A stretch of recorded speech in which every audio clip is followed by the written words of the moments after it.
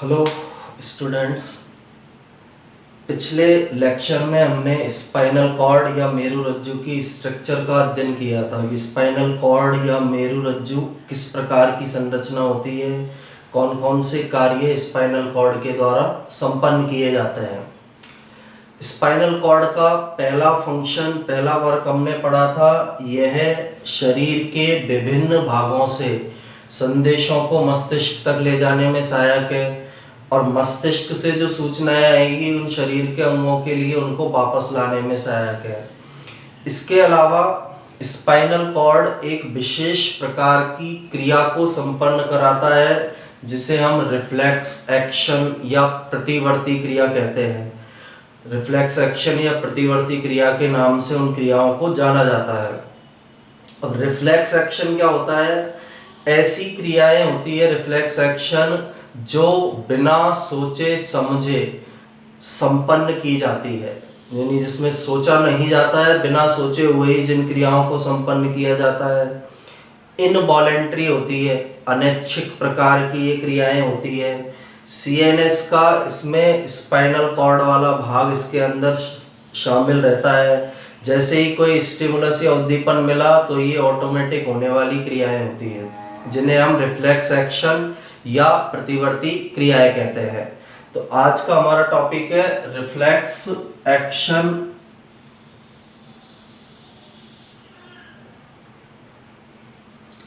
And reflex arc, या हम इन्हें बोल सकते हैं हिंदी में प्रतिवर्ती क्रिया तथा प्रतिवर्ती चाप। प्रतिवर्ती क्रिया के बारे में अभी मैंने बताया था, क्या है? ऐसी क्रियाएं जो अनैच्छिक रूप से होगी, मेरुरज्जु के द्वारा संपन्न होगी, बिना एफर्ट या थॉट के, बिना किसी प्रयास के संपन्न होगी, उन क्रियाओं को हम रिफ्लेक्स एक्शन या प्रतिवर्ती क्रियाएं कहते हैं।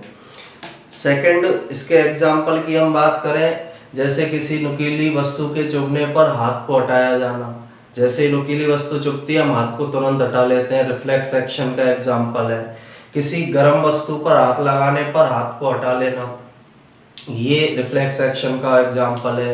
एक नी जर्क मूवमेंट होता है, घुटने पर जब चोट मारी जाती है एक विशेष भाग पर तो जो पैर वाला निचला हिस्सा है वो आगे की तरफ जाता है, वो एक रिफ्लेक्स एक्शन या प्रतिवर्ती क्रिया का एग्जाम्पल है।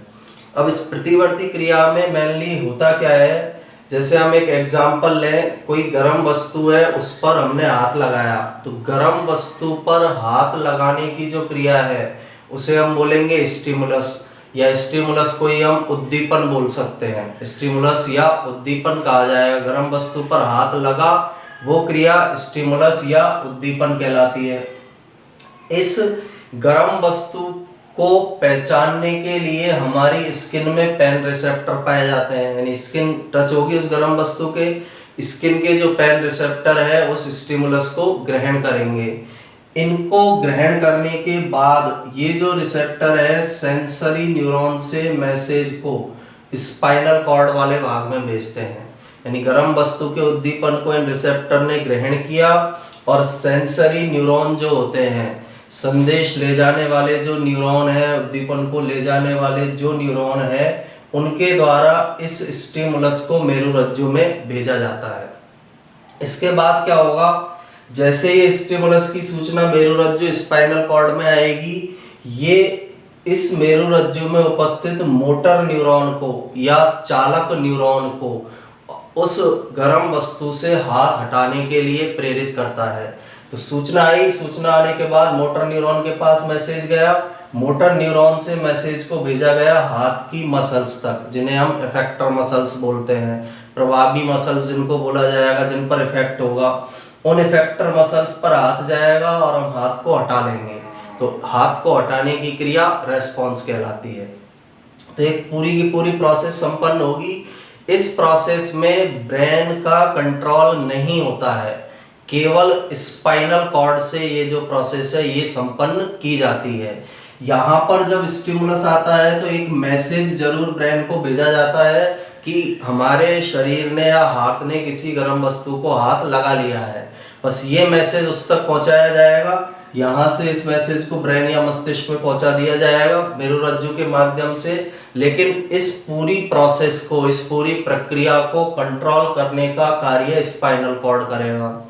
दो प्रकार की न्यूरॉन काम में आते हैं, सेंसरी न्यूरॉन, संवेदी न्यूरॉन जिन्हें हम बोलते हैं, दूसरा मोटर न्यूरॉन जिन्हें हम चालक न्यूरॉन बोलते हैं। इन दो न्यूरॉन के माध्यम से इस प्रोसेस को संपन्न किया जाता है।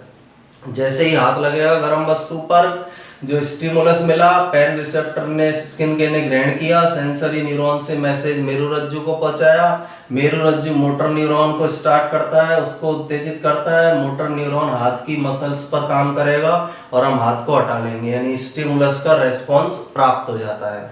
तो इस प्रकार की जो क्रियाएं हैं जिनमें मेरुरज्जु के द्वारा जिन क्रियाओं को कंट्रोल किया जाता है उन्हें हम रिफ्लेक्स एक्शन या प्रतिवर्ती क्रियाएं कहते हैं। और इस दौरान जो ये पूरा मार्ग बना है, इस रिफ्लेक्स एक्शन का जो पूरा मार्ग है उसे रिफ्लेक्स आर्क या प्रतिवर्ती चाप के नाम से जाना जाता है।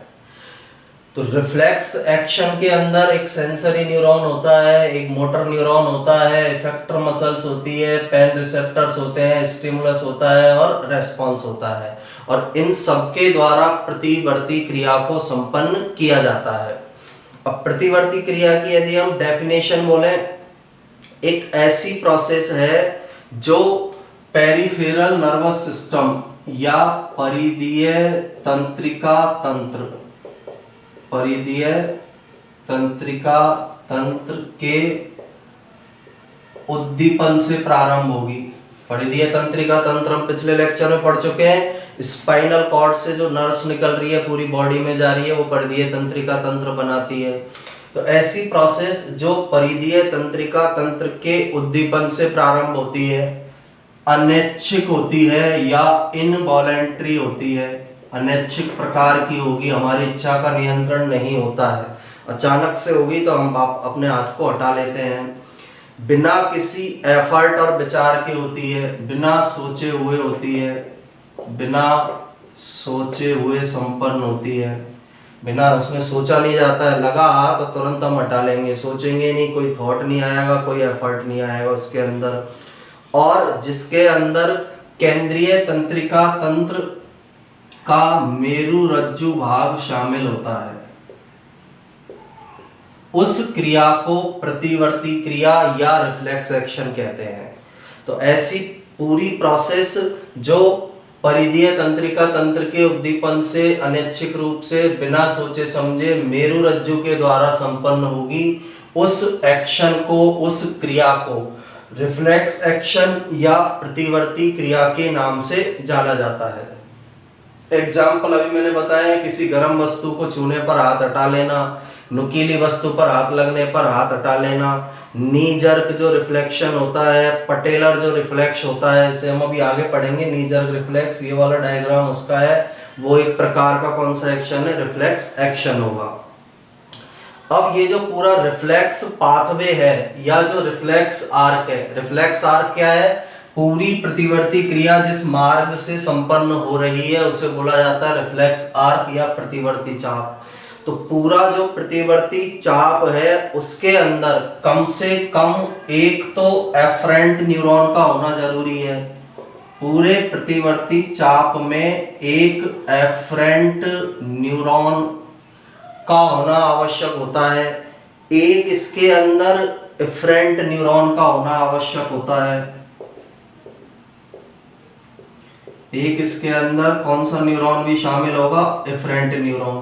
दोनों को हम अभिबाही न्यूरॉन इसको तो बोल सकते हैं, अभिबाही न्यूरॉन इसको बोला जाएगा, अभिबाही न्यूरॉन जो संदेश को, स्टिमुलस को लेकर जाता है, इसको बोला जाता है अपवाही न्यूरॉन, जो मेरुरज्जु के द्वारा जो संदेश प्राप्त होगा उस ऑर्गन को, उसको लेकर आने का काम करता है।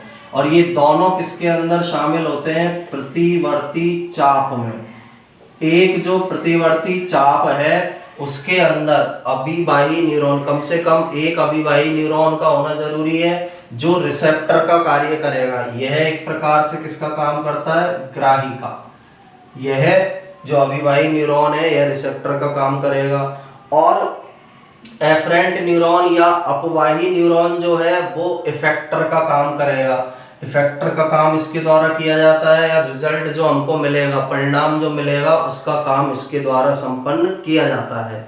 तो पूरी जो प्रतिवर्ती क्रिया है उसके अंदर जो प्रतिवर्ती चाप बनेगा उसमें एक अभिवाही न्यूरॉन और एक अपवाही न्यूरॉन का होना आवश्यक होता है। एक अभिवाही न्यूरॉन उसमें आवश्यक है और एक अपवाही न्यूरॉन उसके अंदर आवश्यक होता है।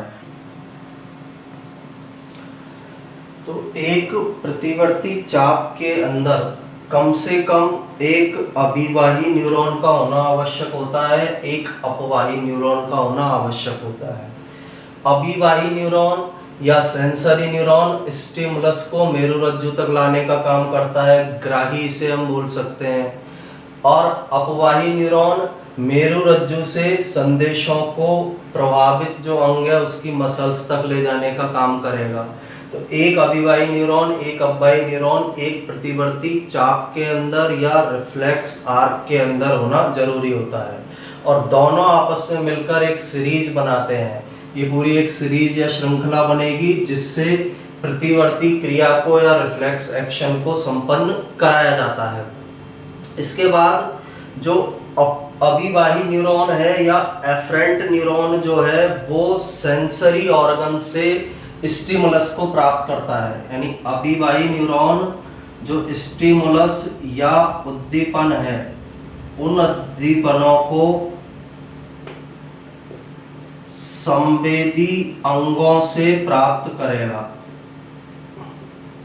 जैसे त्वचा का हम एग्जाम्पल ले, एक प्रकार का संवेदी अंग है, आंख संवेदी अंग है, कान संवेदी अंग है, जीभ संवेदी अंग है। तो अभिवाही न्यूरॉन उद्दीपन को संवेदी अंगों से प्राप्त करता है और इनको एक डॉर्सल नर्व रूट में लेकर जाता है। डॉर्सल नर्व रूट ये वाला है, डॉर्सल रूट गैंग्लियन जो है एक प्रकार का ये तंत्रिकाओं का एक गुच्छा है, समूह होता है, वहां तक ये लेकर जाएगा। अभिवाही न्यूरॉन है, जैसे एफरेंट पाथवे, अभिवाही न्यूरॉन का ये पाथवे है। तो इसने जो संदेश है उसको किससे ग्रहण किया? संवेदी अंग से। यहाँ संवेदी अंग ऊपर वाले में स्किन है, इस वाली की यदि हम बात करें नी जर्क में तो घुटना जो है, घुटना वाला भाग संवेदी अंग है। मसल स्पिंडल जो पाए जा रहे हैं घुटने में वो ग्राही का काम कर रहे हैं, तो ये संवेदी अंग है, स्किन पर ये पाए जाते हैं। इनसे संदेश को एफरेंट न्यूरॉन ने प्राप्त किया या अभिवाही न्यूरॉन ने प्राप्त किया, और यह इन संदेशों को डॉर्सल रूट गैंग्लियन तक लेकर जाता है। डॉर्सल रूट गैंग्लियन, ये पूरा डॉर्सल रूट गैंग्लियन है। डॉर्सल रूट गैंग्लियन में हमें इतना याद रखना है कि गुच्छिकाओं या तंत्रिकाओं के गुच्छों का एक समूह होता है, उसे बोला जाता है डॉर्सल रूट गैंग्लियन। और डॉर्सल रूट गैंग्लियन से जो ये मैसेज या संदेश है ये किसके अंदर एंटर होते हैं? मेरुरज्जु या स्पाइनल कॉर्ड के अंदर एंटर होते हैं या सेंट्रल नर्वस सिस्टम में एंटर होते हैं। तो अभिवाही न्यूरॉन ने सिग्नल्स को प्राप्त किया संवेदी अंग से, या संवेदी अंग घुटने की त्वचा है वहां से प्राप्त किया है, उसको प्राप्त करके डॉर्सल रूट गैंग्लियन में ले गया, और डॉर्सल रूट गैंग्लियन से ये मैसेज सेंट्रल नर्वस सिस्टम के स्पाइनल कॉर्ड या मेरुरज्जु वाले भाग में जाते हैं। सेकंड, अपवाही न्यूरॉन या एफरेंट न्यूरॉन जो है वह सिग्नल्स को सेंट्रल नर्वस सिस्टम के मेरुरज्जु वाले भाग से प्रभावित अंग तक लाने का काम करता है। इफेक्टर जो होता है उस तक लाने का काम इस एफरेंट न्यूरॉन के द्वारा, एफरेंट पाथवे के द्वारा किया जाएगा। तो बिल्कुल सिंपल चीजें हैं। अभी जैसे हम एक नी जर्क का एग्जांपल लें, पहले नी जर्क को हम समझते हैं क्या होता है। जैसे घुटने का जो घुटना वाला भाग है वहां पर एक बॉन पाई जाती है पटेला, उस पर यदि हम एक हैमर होता है रबड़ से बना हुआ, उससे यदि चोट करें तो जो घुटने वाला हिस्सा है उससे पैर हमारा आगे की ओर खिसकता है। ये नॉर्मल पोजीशन है, इसलिए स्टिमुलस दिया तो पैर आगे की ओर मूवमेंट करेगा। इस मूवमेंट को बोला जाता है नी जर्क रिफ्लेक्स। ये जो मूवमेंट है इसे नी जर्क रिफ्लेक्स के नाम से जानते हैं। यानी जो पटेला जो बोन है घुटने में उस पर रबर के हैमर से जब चोट मारी जाती है हल्की सी, तो पैर ऑटोमेटिक रिफ्लेक्स एक्शन से आगे की ओर गति करता है, जिसे हम नी जर्क रिफ्लेक्स कहते हैं या पटेलर रिफ्लेक्स कहा जाता है। इसी का दूसरा नाम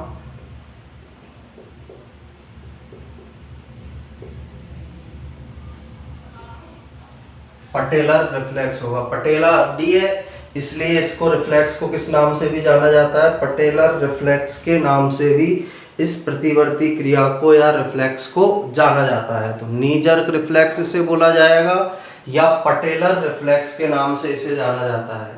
जैसे ही चोट मारी, जो एफरेंट न्यूरॉन था, ये एफरेंट न्यूरॉन है, इस एफरेंट न्यूरॉन ने संदेश को घुटने में जो मसल स्पिंडल उपस्थित है, पेशियों का जो समूह उपस्थित है या जो ग्राही है त्वचा के अंदर, उन्होंने इस स्टिमुलस को प्राप्त किया। ये इस स्टिमुलस को अभिवाही पथ या एफरेंट पाथवे से डॉर्सल रूट गैंग्लियन में लेकर जाएंगे और डॉर्सल रूट गैंग्लियन से इस स्टिमुलस को किसके अंदर भेज दिया जाता है?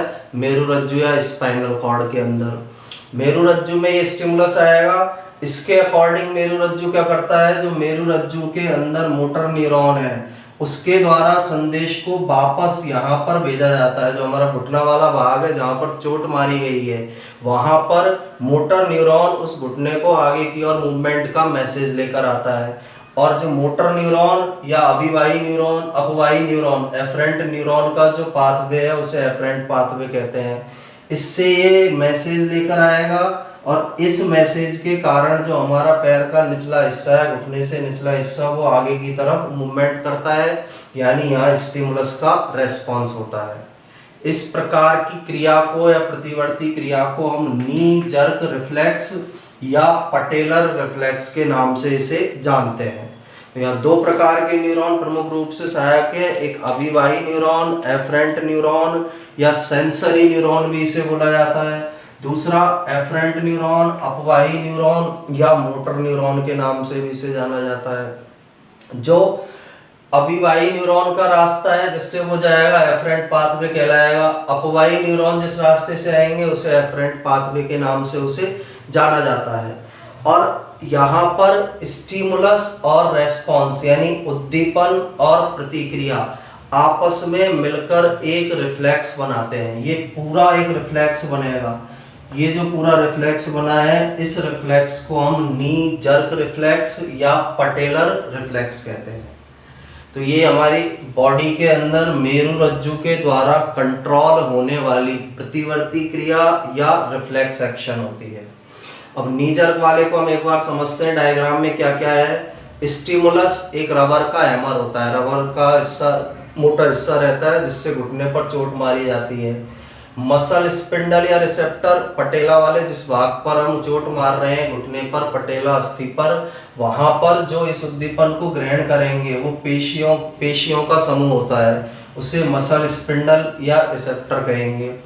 अब यहाँ से इस स्टिमुलस को ले जाने का काम कौन सा न्यूरॉन करता है? एफरेंट न्यूरॉन, या इसी को एफरेंट न्यूरॉन को हम सिंपल वे में कौन सा न्यूरॉन बोल सकते हैं? Sensory neuron. एफरेंट न्यूरॉन या सेंसरी न्यूरॉन इस प्रोसेस को कंप्लीट करेगा। जिस पाथवे से करेगा, जिस रास्ते से जाएगा, उसे एफरेंट पाथवे कहेंगे। अब एफरेंट न्यूरॉन, अभिवाही न्यूरॉन या इसी को बोला जाता है सेंसरी, ऊपर हमने पढ़ा है सेंसरी न्यूरॉन। तो ये सेंसरी न्यूरॉन इस मैसेज को डोर्सल रूट गैंग्लियन में लेकर जाता है। पूरा हिस्सा जो दिखाई दे रहा है डोर्सल रूट गैंग्लियन है। डोर्सल रूट गैंग्लियन से इस मैसेज को किसमें भेजा जाता है? मेरुरज्जु के अंदर। अब मेरुरज्जु की स्ट्रक्चर में हमने पढ़ा था, मेरुरज्जु में बाहर की ओर व्हाइट मैटर होता है, अंदर की ओर होता है ग्रे मैटर। और ग्रे मैटर या धूसर द्रव्य जो है वो क्रियाओं को कराने में सहायक होता है। व्हाइट मैटर जो है वो तो जो भी संदेश मिलेंगे उनको ले जाने में सहायक है, जबकि ग्रे मैटर के अंदर ये क्षमता होती है कि वो बिना मस्तिष्क के क्रियाओं को संपन्न कर सकता है। तो ग्रे मैटर में ये मैसेज आया। इसके बाद क्या होगा?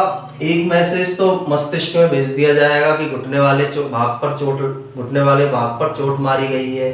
दूसरा मैसेज मोटर न्यूरॉन, इस उद्दीपन के कारण मोटर न्यूरॉन को मैसेज मिलता है, और जो मोटर न्यूरॉन है वो घुटने को आगे करने या पैर को आगे करने के मैसेज को मोटर एंड प्लेट या इफेक्टर पर लाने का कार्य करती है।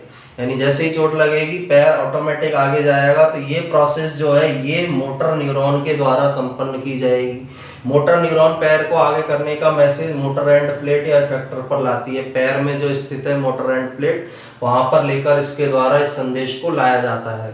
जिस पाथवे से लाएगी उसे एफरेंट पाथवे कहेंगे, क्योंकि मोटर न्यूरॉन को ही एफरेंट न्यूरॉन या अपवाही न्यूरॉन भी कहते हैं। अपवाही न्यूरॉन का ही दूसरा नाम है मोटर न्यूरॉन। ये इस मैसेज को लेकर आएगी जिससे पैर का आगे की तरफ मूवमेंट होगा। और यहाँ पर दो न्यूरॉन को जोड़ने वाली एक स्ट्रक्चर पाई जाती है जिसे हम इंटर न्यूरॉन कहते हैं। ये जो सारे मैसेजेज हैं इनको आपस में कनेक्ट करने वाली जो स्ट्रक्चर होगी, स्टिमुलस आया फिर रेस्पॉन्स हुआ, इनको आपस में जोड़ने वाले जो न्यूरॉन है उन्हें इंटर न्यूरॉन या रिले न्यूरॉन के नाम से उन्हें जाना जाता है। तो इस प्रोसेस के माध्यम से रिफ्लेक्स एक्शन या प्रतिवर्ती क्रिया हमारे शरीर के अंदर संपन्न होती है। इसका हम एक बार फिर से रिवीजन करते हैं। सबसे पहले तो जो रिफ्लेक्स एक्शन है मेरुरज्जु के द्वारा होगा। ब्रेन का कोई कंट्रोल नहीं होता है, केवल मेरुरज्जु के द्वारा होता है। स्टिमुलस मिला, स्किन ने उसे रिसेप्ट किया, सेंसरी न्यूरॉन मैसेज को लेकर आया स्पाइनल कॉर्ड में, स्पाइनल कॉर्ड ने उसके अकॉर्डिंग मोटर न्यूरॉन को संदेश दिया, वो हमारे स्किन वाले भाग के इफेक्टर मसल में गया और उससे रेस्पॉन्स हो जाएगा। तो प्रतिवर्ती क्रिया की डेफिनेशन क्या होगी? ऐसी प्रक्रिया जो परिधीय तंत्रिका तंत्र के उद्दीपन से संपन्न होती है, अनैच्छिक रूप से होती है, बिना सोचे हुए होती है और सेंट्रल नर्वस सिस्टम के मेरुरज्जु के द्वारा की जाती है, उसे हम प्रतिवर्ती क्रिया कहते हैं। और प्रतिवर्ती क्रिया जिस मार्ग से संपन्न होती है उस पूरे पाथवे को प्रतिवर्ती चाप या रिफ्लेक्स आर्क कहा जाता है। सेकंड, इसके एग्जाम्पल गर्म वस्तु को छूने पर हाथ को हटा लेना। दूसरा होता है एक पटेलर नी जर्क रिफ्लेक्स या पटेलर रिफ्लेक्स। अब पटेलर रिफ्लेक्स या नी जर्क रिफ्लेक्स में क्या होगा?